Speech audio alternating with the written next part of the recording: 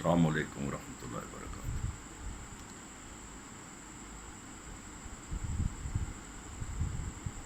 कल शाम के टाइम पर जिस वक्त मैं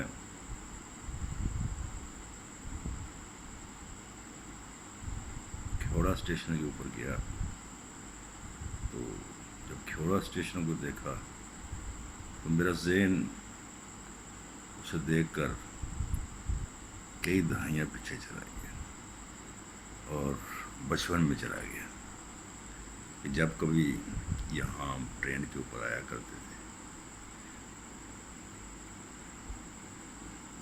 वो भी एक अजीब मंजर था ट्रेन का।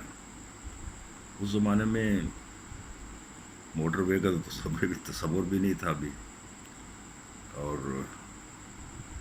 शायद मेरा ख्याल है, मुझे पक्का तो याद नहीं है, लेकिन मेरा ख्याल है शायद हाइड्रा रसूल बन गया था या नहीं बना था। वो बच्चा था, मुझे तो पता नहीं है, लेकिन उस ज़माने में सिर्फ ट्रेन ही एक वसीला था इस तरफ आने का।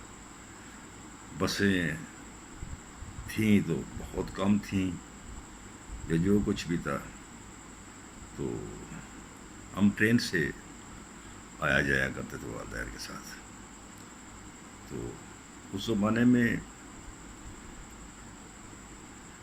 लाहौर से 9:55 पर एक ट्रेन चला करती थी, पिंडी एक्सप्रेस।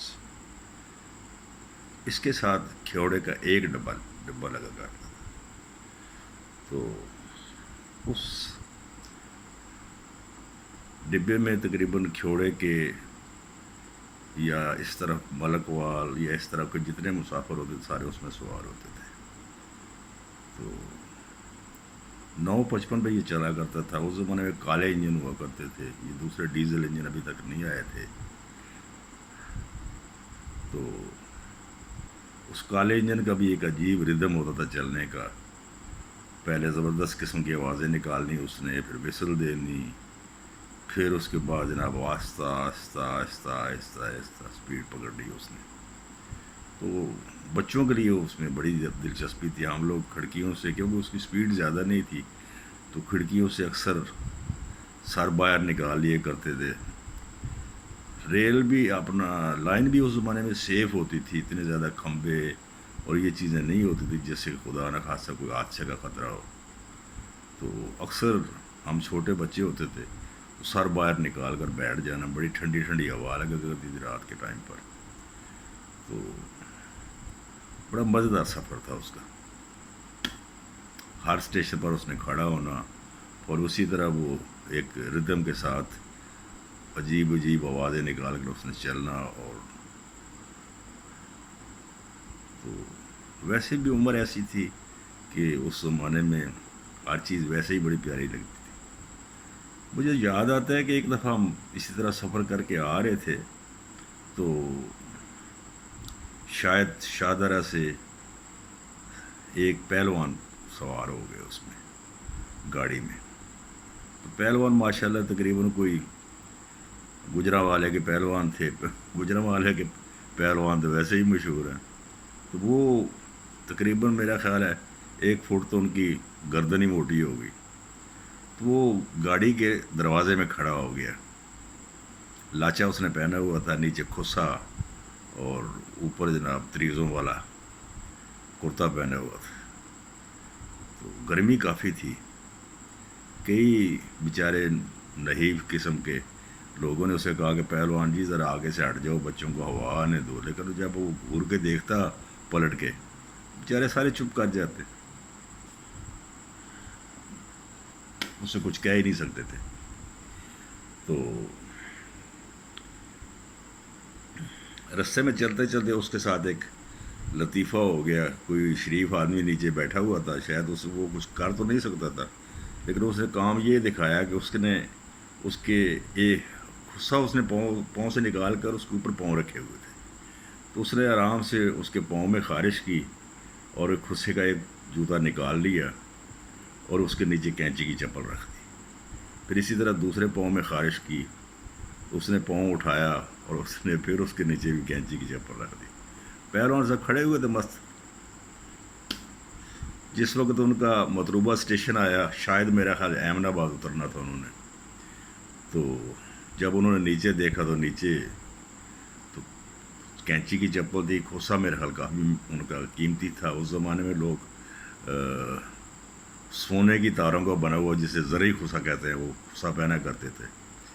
तो पहलवान साहब बड़े गुर्राए और लोगों से पूछते रहे, लेकिन इतनी देर में टीटी ने विसल बजा दी और गाड़ी चल पड़ी। बेचारा पहलवान खुस्सा छोड़ के तो वो कैंची की चप्पल में ही चला गया। बड़ा अजीब लतीफ़ा उसके साथ हुआ। खैर, ये सफ़र तकरीबन हमारा पूरी रात पर मुहित होता था।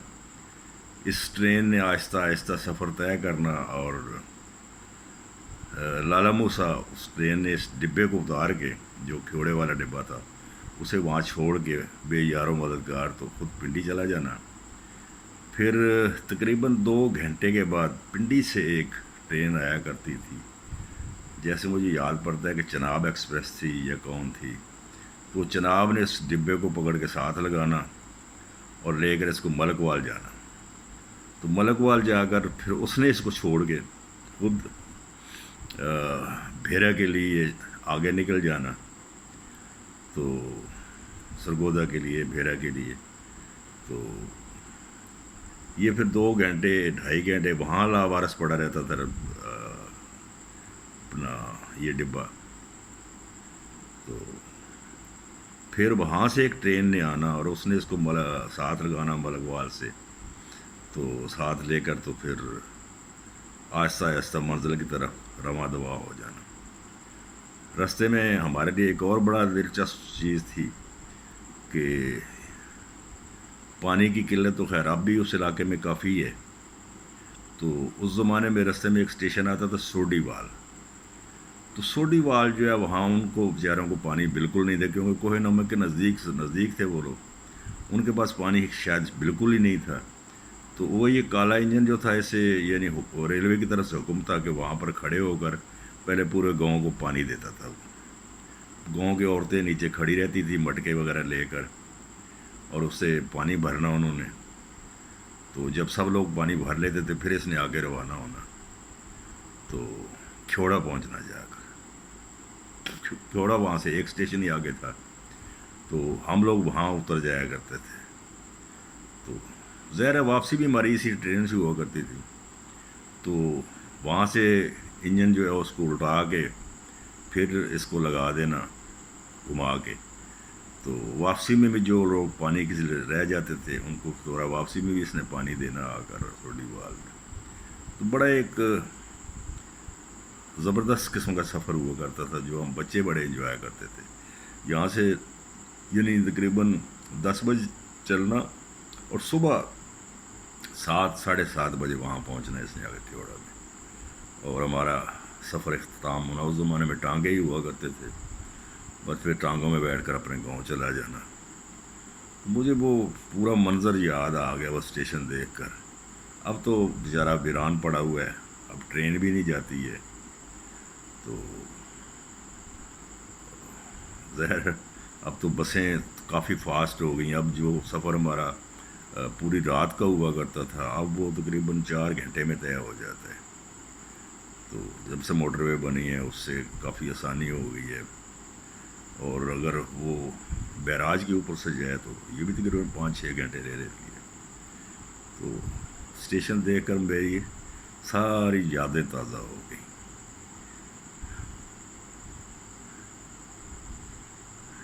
बचपन भी बड़ा कमाल होता है। अस्सलाम वालेकुम वरहमतुल्लाहि वबरकातुहू।